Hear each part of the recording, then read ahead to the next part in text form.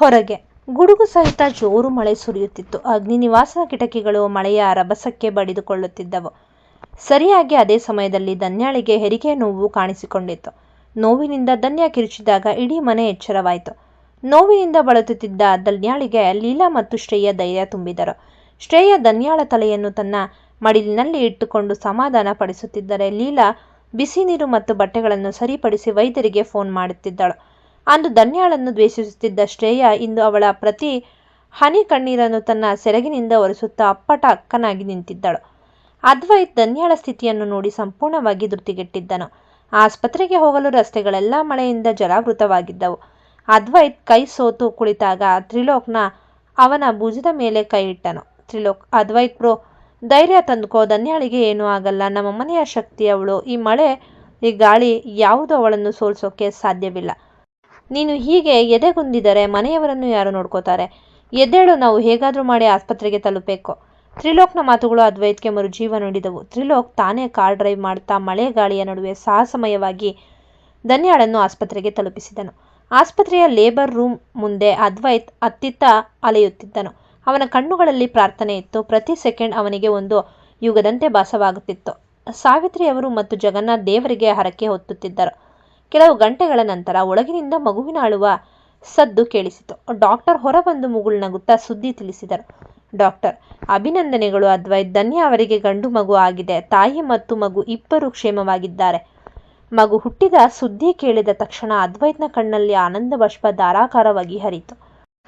ಅವನು ಗೋಡೆಗೆ ಒರಗಿ ಕುಳಿತು ಬಿಕ್ಕಿ ಬಿಕ್ಕಿ ಅತ್ತನು. ಅದು ಕೇವಲ ಸಂತೋಷದ ಅಳುವಲ್ಲ, ಕಳೆದ 9 ತಿಂಗಳುಗಳಲ್ಲೇ ಅವರು ಅನುಭವಿಸಿದ ಪ್ರತಿ ಸಂಕಷ್ಟದ ಅತ್ಯಂತ ಅಳುವಾಗಿತ್ತು.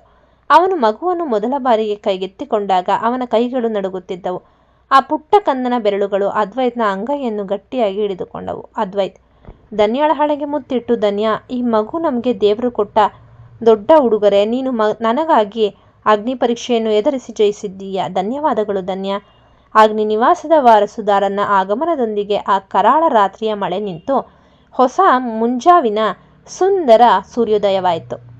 ಆಸ್ಪತ್ರೆಯ ಕಾರಿಡಾರ್ನಲ್ಲಿ ಮಗುವಿನ ಅಳುವಿನ ಸದ್ದು ಕೇಳಿದ ತಕ್ಷಣ ಇಡೀ ಕುಟುಂಬ ನಿಟ್ಟುಸಿರು ಬಿಡ್ತು.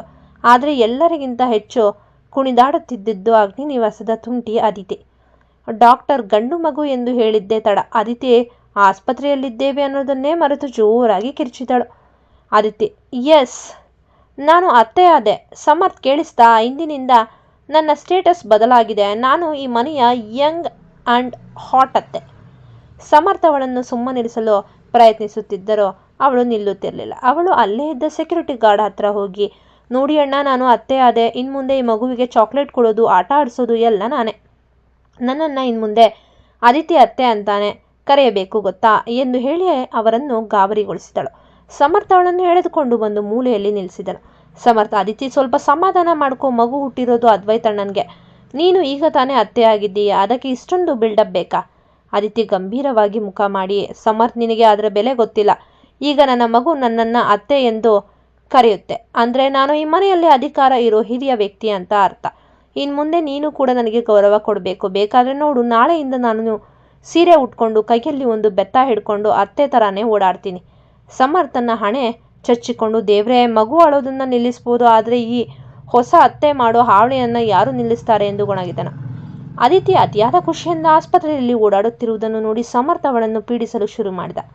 ಸಮರ್ಥ್, ಅದಿತಿ, ಸುಮ್ಮನೆ ಕೂತ್ಕೋ. ನೀನು ಅತ್ತೆಯಾಗಿದ್ದೀಯಾ ಸರಿ, ಅದಕ್ಕೆ ಅಂತ ಆಸ್ಪತ್ರೆಯ ನರ್ಸ್ಗಳಿಗೂ ಹಣ್ಣು ಹಂಚಿ ಅವರನ್ನು ಯಾಕೆ ಪೀಡಿಸ್ತಿದ್ದೀಯಾ? ಇನ್ಮೇಲೆ ಮಗು ನಿನ್ನನ್ನು ಅತ್ತೆ ಅಂತ ಕರೆಯೋ ಬದಲು ಅತಿ ಮಾಡೋ ಅತ್ತೆ ಅಂತ ಕರೆಯುತ್ತೆ ನೋಡು. ಅದಿತಿ, ಹೇ ಸಮರ್ಥ್, ಸುಮ್ಮನಿರು. ನೀನು ಅದ್ವೈತ್ ಅಣ್ಣನ ತಮ್ಮ ಇರ್ಬೋದು, ಆದರೆ ನಾನೇ ಈಗ ಈ ಮಗುವಿಗೆ ಫೇವ್ರೆಟ್ ಅತ್ತೆ ನೋಡು. ಅದ್ವೈತ್ ಅಣ್ಣನಿಗೆ ಮಗ ಹುಟ್ಟಿದ್ದಾನೆ ಅಂದರೆ ಅದು ನನ್ನ ಮಗನೇ ಅಂತ ಅರ್ಥ.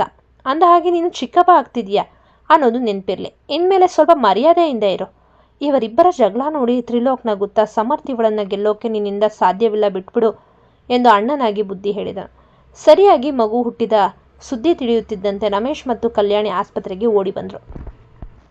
ಧನ್ಯಾಳನ್ನು ಕಂಡಾಗ ಕಲ್ಯಾಣಿಯ ಕಣ್ಣುಗಳು ಹನಿಯನಾದವು. ರಮೇಶ್, ಧನ್ಯ ಮಗಳೇ, ನಿನ್ನನ್ನು ಈ ಸ್ಥಿತಿಯಲ್ಲಿ ನೋಡಿದಾಗ ನನ್ನ ಕಣ್ಣು ತುಂಬಿ ಬರ್ತಿದೆ. ಅಗ್ನಿ ನಿವಾಸದ ಕೀರ್ತಿ ಹೆಚ್ಚಿಸೋ ವಾರಸುದಾರ ಬಂದಿದ್ದಾನೆ. ನಮಗೆ ಇದಕ್ಕಿಂತ ದೊಡ್ಡ ಭಾಗ್ಯ ಯಾವುದೂ ಇಲ್ಲ. ಕಲ್ಯಾಣಿ, ರೀ ನೋಡಿ, ನಮ್ಮ ಮಗಳು ಇವತ್ತು ತಾಯಿಯಾಗಿದ್ದಾಳೆ. ಈ ಮಗು ಈ ಮನೆಯ ಎಲ್ಲ ಕಷ್ಟಗಳನ್ನು ಅಳಿಸಿ ಹಾಕತ್ತೆ. ರಮೇಶ್ ಅವರು ಧನ್ಯಾಳ ಹಣೆಗೆ ಮುತ್ತಿಟ್ಟು ಅದ್ವೈತ್ನನ್ನು ತಬ್ಬಿಕೊಂಡು ಅಭಿನಂದಿಸಿದರು. ಇತ್ತ ಗಾಯತ್ರಿ ತನ್ನ ಗಂಡ ರಮೇಶ್ ಹಾಕಿದ ಬೆದರಿಕೆಗೆ ಹೆದರಿ ತನ್ನ ತಾಯಿ ಗಿರಿಜಮ್ಮನ ಊರಿನಲ್ಲೇ ಅಡಗಿ ಕುರಿತಿದ್ದಳು. ಅಗ್ನಿನಿವಾಸದ ನೆರಳು ಕೂಡ ಅವಳ ಮೇಲೆ ಬೀಳಬಾರ್ದು ಎಂದು ರಮೇಶ್ ಖಡಕ್ ಆಗಿ ಹೇಳಿದ್ರಿಂದ ಅವಳು ಅತ್ತ ಸುಳಿಯುವ ಧೈರ್ಯವನ್ನು ಮಾಡಿರಲಿಲ್ಲ. ಆದರೆ ಧನ್ಯಾಳಿಗೆ ಗಂಡು ಮಗುವಾಗಿರುವ ಸುದ್ದಿ ಹೇಗೋ ಗಾಯತ್ರಿಯ ಕಿವಿಗೆ ಮುಟ್ಟಿತ್ತು. ಆ ಸುದ್ದಿಯನ್ನು ಕೇಳಿದ್ದ ಗಾಯತ್ರಿಗೆ ಹೊಟ್ಟೆ ಉರಿಯತೊಡಗಿತು. ಆದರೆ ರಮೇಶ್ ಆಜ್ಞೆಗೆ ಹೆದರಿ ಅವಳು ಏನೂ ಮಾಡಲಾಗದ ಅಸಹಾಯಕ ಸ್ಥಿತಿಯಲ್ಲಿದ್ಲು. ಗಾಯತ್ರಿ, ನೋಡಿದ್ಯಾ ಅಮ್ಮ, ಆ ಧನ್ಯ ಇವತ್ತು ಅಗ್ನಿನಿವಾಸದ ಪಟ್ಟದ ರಾಣಿಯಾಗಿ ಕುಳಿತಿದ್ದಾಳೆ. ನಮಗೆ ಇವತ್ತು ಅಲ್ಲಿ ಜಾಗವೇ ಇಲ್ಲದಂತಾಯಿತು. ಗಿರಿಜಮ್ಮ, ಸುಮ್ಮನಿರು ಗಾಯತ್ರಿ, ಈಗ ನಾವು ಏನು ಮಾಡುವಂತಿಲ್ಲ. ರಮೇಶ್ ಕೈಗೆ ಸಿಕ್ಕರೆ ನಮ್ಮನ್ನು ಸುಮ್ಮನೆ ಬಿಡೋದಿಲ್ಲ. ಕಾಲ ಬರುವವರೆಗೂ ಕಾದು ನೋಡೋಣ. ಗಾಯತ್ರಿಯ ಮನಸ್ಸಿನಲ್ಲಿ ದ್ವೇಷ ಇನ್ನೂ ಆರಿರಲಿಲ್ಲ. ಆದರೆ ಈಗ ಅವಳು ಕೈಯಲ್ಲಾಗದ ಪರಿಸ್ಥಿತಿಯಲ್ಲಿ ಕೇವಲ ದೂರದಿಂದಲೇ ಸುಟ್ಟು ಹೋಗುತ್ತಿದ್ಲು. ಆಸ್ಪತ್ರೆಯಿಂದ ಧನ್ಯ ಮಗುವಿನೊಂದಿಗೆ ಅಗ್ನಿನಿವಾಸದ ಹೊಸ್ತಿಲಿಗೆ ಬಂದಾಗ ಆದಿತ್ಯ ಅಕ್ಷರಶಃ ಹಬ್ಬದ ವಾತಾವರಣ ನಿರ್ಮಿಸಿದ್ಲು.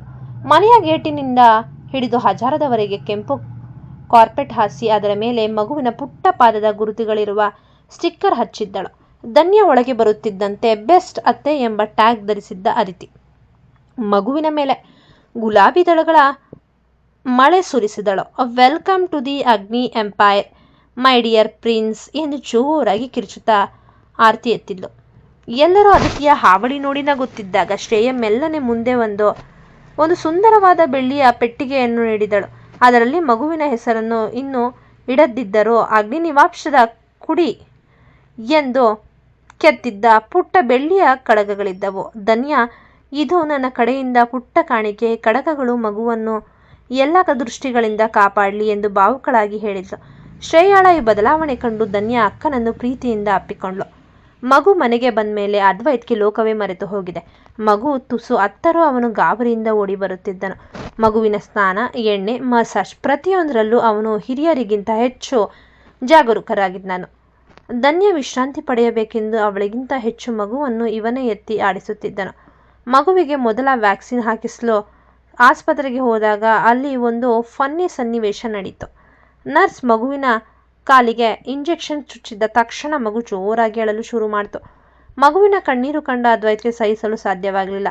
ಅದ್ವೈತ್ ಕೋಪದಿಂದ ನರ್ಸ್ ಹತ್ರ ಹೋಗಿ, ಏನ್ರಿ ನೀವು, ಮಗುವಿಗೆ ಎಷ್ಟು ನೋವಾಗ್ತಿದೆ ನೋಡಿ, ಸ್ವಲ್ಪ ಮೆಲ್ಲಗೆ ಹಾಕೋಕೆ ಬರಲ್ವಾ, ಇಷ್ಟೊಂದು ದೊಡ್ಡ ಸೂಜಿ ಬಳಸಬೇಕಾ ಎಂದು ಜೋರಾಗಿ ಬಯಲು ಶುರು ಮಾಡಿದನು. ಅದ್ವೈತ್ನ ಈ ಅತಿಯಾದ ಆತಂಕ ಮತ್ತು ನರ್ಸ್ನ ಮೇಲೆ ಅವನು ತೋರಿಸುತ್ತಿದ್ದ ಸಿಟ್ಟನ್ನು ಕಂಡು ಧನ್ಯಾಳಿಗೆ ನಗು ತಡೆಯಲಾಗಲಿಲ್ಲ. ಅದ್ವೈತ್, ಸುಮ್ಮನಿರಿ, ಅದು ಮಗುವಿನ ಆರೋಗ್ಯಕ್ಕೆ ಒಳ್ಳೆಯದು. ನೀವೇ ಮಗುವಿನ ಥರ ಆಡ್ತಿದ್ದೀರಲ್ಲ ಎಂದು ಅವಳ ನಗು ಇಡೀ ಕ್ಲಿನಿಕ್ನಲ್ಲಿ ಮೊಳಗಿತು. ಪಾಪ ಆ ನರ್ಸ್ ಅದ್ವೈತ್ನ ಅಬ್ಬರಕ್ಕೆ ಬೆದರಿ ಹೋಗಿದ್ದರು. ಕೊನೆಗೆ ಧನ್ಯ ಸಮಾಧಾನ ಪಡಿಸಿದ ಮೇಲೆ ಅದ್ವೈತ್ ಸುಮ್ಮನಾಗಿ ಮಗುವನ್ನು ಸಮಾಧಾನ ಪಡಿಸಲು ನಾನಾ ಥರದ ಶಬ್ದಗಳನ್ನು ಮಾಡುತ್ತಾ ತಮಾಷೆಯಾಗಿ ಕಂಡನು. ಅಗ್ನಿನಿವಾಸದ ದೀಪಗಳು ಈಗ ಪುಟ್ಟ ಕನ್ನನ ಕಿರುನಗೆಯೊಂದಿಗೆ ಇನ್ನು ಪ್ರಕಾಶನವಾಗಿ ಬೆಳಗುತ್ತಿದ್ದವೆ. ಅಗ್ನಿನಿವಾಸದಲ್ಲಿ ಕಾಲ ಉರುಳಿದಂತೆ ಸಂಭ್ರಮದ ವಾತಾವರಣ ಇನ್ನೂ ಹೆಚ್ಚಾಗಿದೆ. ಮಗು ಹುಟ್ಟಿ ಈಗಾಗಲೇ 5 ತಿಂಗಳು ಕಳೆದಿವೆ. ಮನೆಯ ಪ್ರತಿಯೊಂದು ಮೂಲೆಯಲ್ಲೂ ಮಗುವಿನ ಆಟ ಪಾಠಗಳೇ ಸದ್ದು ಮಾಡುತ್ತಿವೆ. ಮನೆಯ ಹಿರಿಯರಾದ ಸಾವಿತ್ರಿಯವರು ಧನ್ಯ ಮತ್ತು ಮಗುವನ್ನು ಅತಿಯಾದ ಮುತುವರ್ಜಿಯಿಂದ ನೋಡಿಕೊಳ್ಳುತ್ತಿದ್ದಾರೆ. ಧನ್ಯಾಳಿಗೆ ಪೌಷ್ಟಿಕವಾದ ಆಹಾರ ಮತ್ತು ಮಗುವಿಗೆ ಕಾಲಕಾಲಕ್ಕೆ ನೀಡಬೇಕಾದ ಆಯುರ್ವೇದದ ಮನೆಮದ್ದುಗಳನ್ನು ಸಾವಿತ್ರಿಯವರೇ ಹತ್ತಿರ ನಿಂತು ಮಾಡಿಸುತ್ತಿರುತ್ತಾರೆ. ಮಗುವನ್ನು ಎತ್ತಿಕೊಂಡು ಹಳೆಯ ಕಾಲದ ಜೋಗುಳಗಳನ್ನು ಹಾಡುತ್ತಾ ಮನೆಯ ದೃಷ್ಟಿ ತಗುಲದಂತೆ ಪ್ರತಿದಿನ ಸಂಜೆ ದೃಷ್ಟಿ ತೆಗೆಯುವುದನ್ನು ಅವರು ಮರೆಯುತ್ತಿಲ್ಲ. ಧನ್ಯಾಳಿಗೆ ಅಮ್ಮನ ಸ್ಥಾನದಲ್ಲಿ ನಿಂತು ಬಾಣಂತನದ ಪ್ರತಿಯೊಂದು ಹಂತದಲ್ಲೂ ಮಾರ್ಗದರ್ಶನ ನೀಡುತ್ತಿದ್ದಾರೆ. ಲೀಲಾ ಧನ್ಯಾಳಿಗೆ ಕೇವಲ ನಾದಿನಿಯಲ್ಲ, ಒಬ್ಬ ಉತ್ತಮ ಗೆಳತಿಯಾಗಿ ನಿಂತಿದ್ದಾಳೆ. ಮಗುವಿಗೆ ಬೇಕಾದ ಹೊಸ ಮಾದರಿಯ ಆಟಿಕೆಗಳು, ಬಟ್ಟೆಗಳು ಮತ್ತು ಮಗುವಿನ ಫೋಟೋಶೂಟ್ ಮಾಡುವ ಜವಾಬ್ದಾರಿಯನ್ನು ಲೀಲಾ ವಹಿಸಿಕೊಂಡಿದ್ದಾಳೆ. ಧನ್ಯ ಸುಸ್ತಾದಾಗ ಮಗುವನ್ನು ತನ್ನ ಹತ್ತಿರವೇ ಇಟ್ಟುಕೊಂಡು ಮಗು ನಗುತ್ತಿದ್ದಂತೆ ನಾನಾ ತರಹದ ಚೇಷ್ಟೆಗಳನ್ನು ಮಾಡುತ್ತಾಳೆ. ಲೀಲಾ ಮತ್ತು ಮಗುವಿನ ನಡುವಿನ ಆಟ ನೋಡುವುದು ಮನೆಯವರಿಗೆ ಒಂದು ಹಬ್ಬದಂತೆ ಇರುತ್ತೆ. ಕಾಲದ ಚಕ್ರ ವೇಗವಾಗಿ ಉರುಳುತ್ತಿದೆ. ಧನ್ಯಾಳಿಗೆ ಈಗ 20 ವರ್ಷ ತುಂಬಿ 11 ತಿಂಗಳು ಕಳೆದಿದೆ. ಅಂದರೆ ಸರಿಯಾಗಿ ಇನ್ನು ಒಂದೇ ತಿಂಗಳಲ್ಲಿ ಧನ್ಯಾಳಿಗೆ 21 ವರ್ಷ ತುಂಬಲಿದೆ. ಅಗ್ನಿನಿವಾಸದ ಮಂದಿಗೆ ಇನ್ನು ತಿಳಿಯದ ಸತ್ಯ ಹೊಂದಿದೆ. ಧನ್ಯಾಳ ಹೆಸರಿಗೆ ಅನಾಮಧೇಯ ತಾತನೊಬ್ಬ ಬರೆದಿಟ್ಟಿರುವ 21 ಕೋಟಿ ಆಸ್ತಿ ಅವಳಿಗೆ ವರ್ಗಾವಣೆಯಾಗಬೇಕಾದರೆ ಅವಳಿಗೆ 21 ವರ್ಷ ತುಂಬಿರಬೇಕು ಎಂಬ ಒಪ್ಪಂದವಿದೆ. ಮಗುವಿನ 5ನೇ ತಿಂಗಳ ಸಂಭ್ರಮ ಮುಗಿಯುತ್ತಿದ್ದಂತೆ ಧನ್ಯಾಳ 21ನೇ ಹುಟ್ಟುಹಬ್ಬವನ್ನು ಅದ್ದೂರಿಯಾಗಿ ಆಚರಿಸಲು ಅಗ್ನಿ ನಿವಾಸ ಸಜ್ಜಾಗುತ್ತಿದೆ. ಅದ್ವೈತ್ ತನ್ನ ಹೆಂಡತಿಗೆ ದೊಡ್ಡ ಸರ್ಪ್ರೈಸ್ ಕೊಡಲು ಪ್ಲಾನ್ ಮಾಡ್ತಿದ್ರೆ, ವಿಧಿ ಮಾತ್ರ ಧನ್ಯಾಳ ಅಸಲಿ ಅಸ್ತಿತ್ವದ ರಹಸ್ಯವನ್ನು ಬಿಚ್ಚಿಡಲು ಕಾಯುತ್ತಿದೆ. ಹೌದು, ಅದ್ವೈತ್ಗೆ ಧನ್ಯಾಳ ಹೆಸರಿಗೆ ದೊಡ್ಡ ಮಟ್ಟದ ಆಸ್ತಿ ಸೇರಲಿದೆ ಎಂಬ ಸುಳಿವು ಮೊದಲೇ ಇತ್ತು. ಗಾಯತ್ರಿ ಈ ಹಿಂದೆ ಧನ್ಯಾಳನ್ನು ಈ ಮನೆಯಿಂದ ಹೊರಹಾಕಲು ಪ್ರಯತ್ನಿಸಿದಾಗ ಆಸ್ತಿಯ ಮೇಲೆ ಕಣ್ಣಿಟ್ಟಿದ್ದ ಸಂದರ್ಭದಲ್ಲಿ ಅವಳ ಬಾಯಿಂದ ಬಂದ ಕೆಲವು ಮಾತುಗಳು ಧನ್ಯಾಳ ಮನಸ್ಸು ಕೆಡಿಸಿ ಅದ್ವೈತ್ ಬಳಿ ವಿಚಾರಿಸಿದಾಗ ಅದ್ವೈತ್ ಆಡಿದ ಮಾತಿನಿಂದ ಧನ್ಯಾಗೆ ಮನಸ್ಸಿಗೆ ನೆಮ್ಮದಿ ಸಿಕ್ಕಿತ್ತು. ಆದರೆ ಅದ್ವೈತ್ ಅಪ್ಪಟ ಪ್ರೇಮಿಯಾಗಿ ಆಸ್ತಿಗಿಂತ ಧನ್ಯಾಳ ಗುಣಕ್ಕೆ ಬೆಲೆ ಕೊಟ್ಟವನು. ಹಾಗಾಗಿ ಅವಳ ಆಸ್ತಿಯ ಬಗ್ಗೆ ತಿಳಿದಿದ್ದರೂ ಅವನು ಎಂದಿಗೂ ಅದರ ಬಗ್ಗೆ ಧನ್ಯಾಳ ಮುಂದೆ ಪ್ರಸ್ತಾಪಿಸಿರಲಿಲ್ಲ. ಧನ್ಯಾಳನ್ನು ಕೇವಲ ಒಬ್ಬ ಸಾಮಾನ್ಯ ಹುಡುಗಿಯಾಗಿ ಪ್ರೀತಿಸಿದ್ದ ಅವನಿಗೆ ಆಸ್ತಿಯ ವಿಷಯ ಕೇವಲ ಒಂದು ಅಂಕಿ ಅಂಶವಷ್ಟೇ ಆಗಿತ್ತು. ಧನ್ಯಾಳಿಗೆ ತನ್ನ ಹೆಸರಿನಲ್ಲಿ 21 ಕೋಟಿ ಆಸ್ತಿ ಇದೆ ಎಂಬ ವಿಷಯ ಈ ಹಿಂದೆಯೇ ತಿಳಿದಿತ್ತು.